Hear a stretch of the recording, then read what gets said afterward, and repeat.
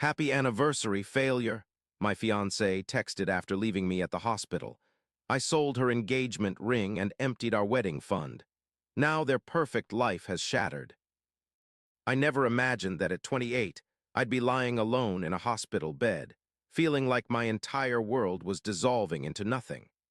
As the nurse adjusted my IV, I couldn't believe what I was seeing on my phone screen. The nurse gave me that practiced, sympathetic smile and said, "Your fiancée called, she won't be coming in today."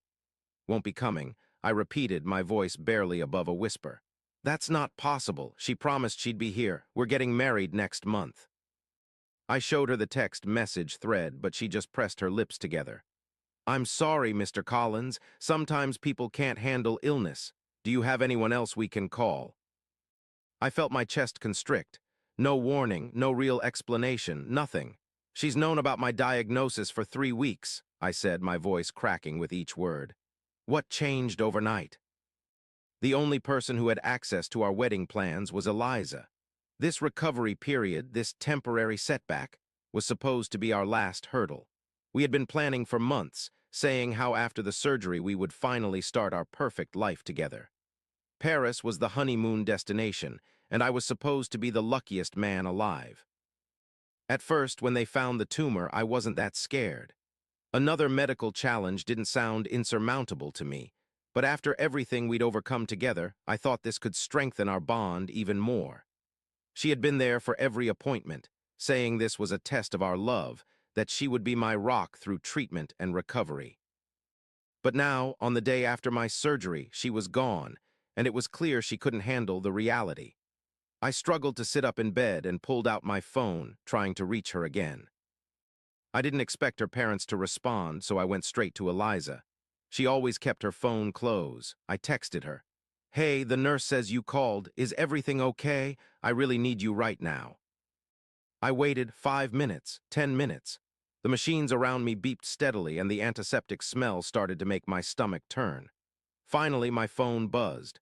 I opened the message, expecting some explanation or an apology. Instead, the message from Eliza read, "Happy anniversary, failure." For a moment, I thought it was a mistake. Maybe she'd sent it to the wrong person. But the more I stared at it, the more I realized this wasn't a mistake. It wasn't even a cruel joke. She was doing this deliberately. My heart trembling, the moment stretched impossibly long. I felt a wave of anguish rise in my chest.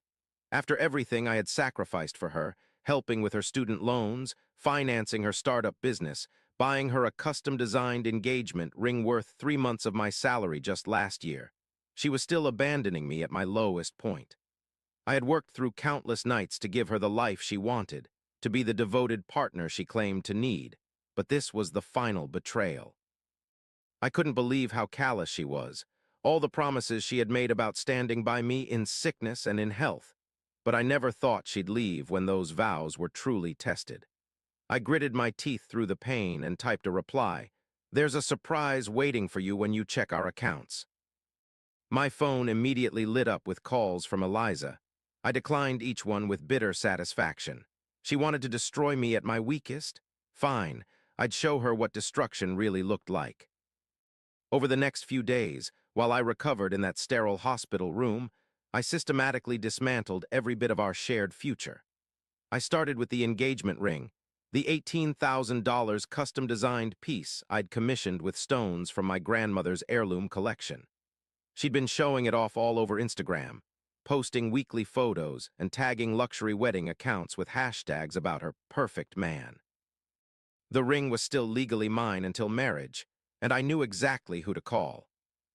My cousin Aiden worked at an exclusive jewelry boutique and had connections with private collectors. One call to him from my hospital bed and the arrangement was made. He offered to handle everything discreetly, even sending someone to retrieve the ring from our apartment while Eliza was at her daily yoga class. I made sure they took the matching wedding band I'd already purchased, the one with the inscription she hadn't seen yet. Let her come home to an empty jewelry box. Every memory crashed against me, fragments of what we were, what we could have been. Next came our wedding fund, our supposed future together. I'd been watching her make withdrawals for months, $700 for wedding research, that somehow always involved spa treatments, $1,200 for venue visits that coincided with girls' weekends, $3,000 for catering tastings that never seemed to include me. She'd taken advantage of my trust for the last time. Using my phone and a digital signature, I transferred every cent, all 62,476.33 of it, into my personal account. The bank representative questioned the timing, but I explained I was making changes to my financial arrangements due to unexpected life events. My hands shook, barely holding together, the weight of unspoken truths pressing down, suffocating. But I wasn't done yet. I logged into all our shared accounts, the honeymoon registry, the wedding website, the photographer's portal, and canceled everything. I'd set up autopay on my credit card for the venue deposit too, so I canceled that payment. Let her explain to her dream venue why the check bounced. Physical sensations became my language, a racing pulse, breath catching, chest tightening. The body remembers what words cannot. I even called her parents, who had always treated me like a son, and removed myself as a co-host for the rehearsal dinner. For years, I'd been the one they relied on to manage Eliza's expectations and calm her bridezilla moments. Not anymore. Let them handle their daughter's rage alone. My only response to her increasingly desperate messages was a single text: "Happy anniversary, failure." Then I blocked her number. What I didn't expect was how quickly word would spread through our friend group. My best friend Ryan reached out that evening, worried because he'd heard I was refusing visitors at the hospital.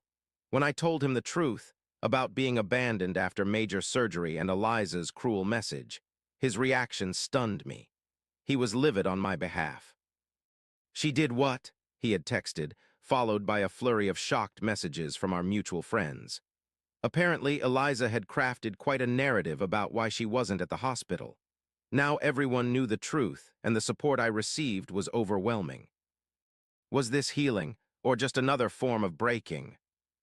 When I was discharged a week later, Eliza brought reinforcements, her sister, both parents, and 2 bridesmaids, probably thinking their presence would intimidate me into submission. They showed up at my apartment looking self-righteous and determined. "Alex, please, can we just talk this through?" Eliza started, her voice artificially gentle. I let them all in, watching as they arranged themselves around my living room like a tribunal about to pass judgment. Eliza tried to minimize everything. "I really didn't handle things well. It was just, the stress of seeing you like that." I panicked. Panicked? I couldn't help but laugh, though it pulled at my stitches. "Well, then you're going to love how I panicked while you were gone." I told them everything about selling the ring, emptying the wedding fund, and my final decision to cancel our entire wedding. The room descended into chaos. The room felt smaller, memories larger than the walls could contain. A universe of unresolved emotions condensed into this single, breathless moment. Eliza screamed about betrayal while her parents tried to talk about legal implications. Her bridesmaids alternated between comforting her and shooting accusatory glares at me. Even her sister tried to appeal to my better nature, but I barely registered her practiced attempts at manipulation. It was mayhem. The argument continued until my pain medication started wearing off and I finally had enough. I told everyone to leave before I called security. Eliza and her entourage stormed out, but Ryan, who had arrived midway through the confrontation, stayed behind to make sure I was okay. "Listen," Ryan said after things quieted down, "I have an idea. When you're fully recovered, why don't we take that trip to Colorado we've been talking about? The cabin's still available." "Let's get you past this," he added. I hesitated, thinking about the recovery ahead, but then Ryan smiled and said, "Come on, man, you deserve something good after all this." And so I agreed to the mountain retreat. We made arrangements for once I was cleared to travel, and here's the ironic part. We used my half of the honeymoon fund that I'd earmarked for Paris. When Eliza called a month later, sobbing about how she'd made a terrible mistake and wanted to reconcile, I sent a single photo, me standing on a mountain peak with the caption, "Found my better view. Goodbye, failure." Then I blocked her new number. What was left after love dissolved?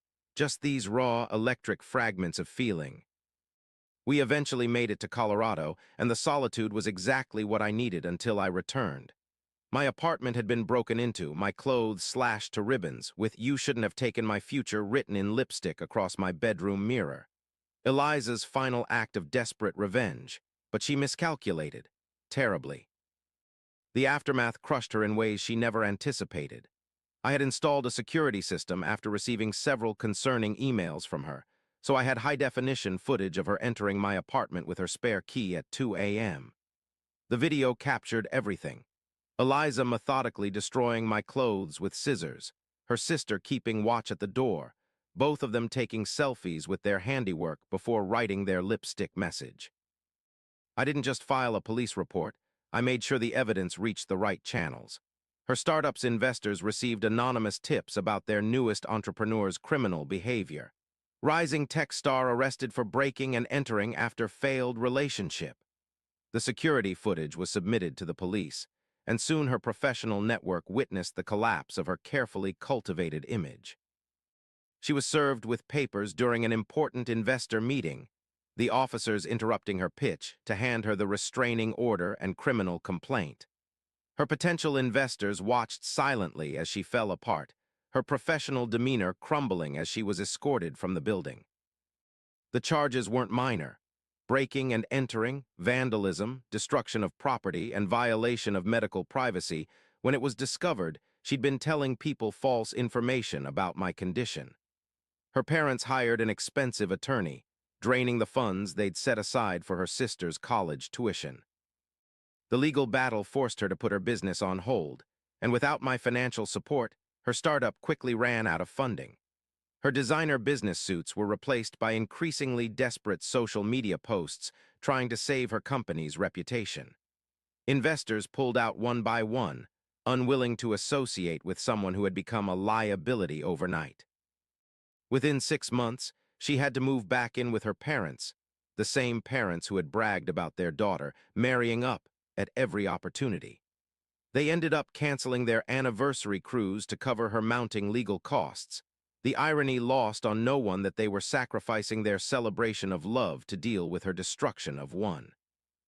The final blow came when she had to sell her luxury car to pay restitution for the damages to my apartment.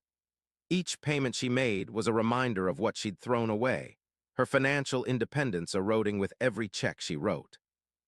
Our social circle completely realigned. Most friends sided with me, especially after seeing the footage and learning how she'd abandoned me immediately after surgery. Her bridesmaids stopped returning her calls, uncomfortable with how she'd manipulated them into participating in her version of events. Even her sister eventually reached out to apologize, admitting Eliza had always been self-centered, but she'd been too intimidated to stand against her. We're not friends, but there's a civil acknowledgement when we run into each other. Eliza tried to reconcile several times over the next year, sending elaborate gifts and tearful voice messages about how she'd made the biggest mistake of her life, and still loved me more than anything. I donated the gifts to charity and deleted the messages unheard. Some wounds, once inflicted, should never be reopened. These days, I'm rebuilding slowly but surely. The surgery was successful, and though recovery took longer than expected, my prognosis is excellent. The money that would have funded our life together now goes into my medical expenses and a foundation I started for patients without support systems. I've built a chosen family of friends and supportive colleagues who understand that loyalty isn't conditional on convenience. Sometimes Eliza still tries to reach out through mutual connections, usually when she's had too much to drink or her latest relationship has failed.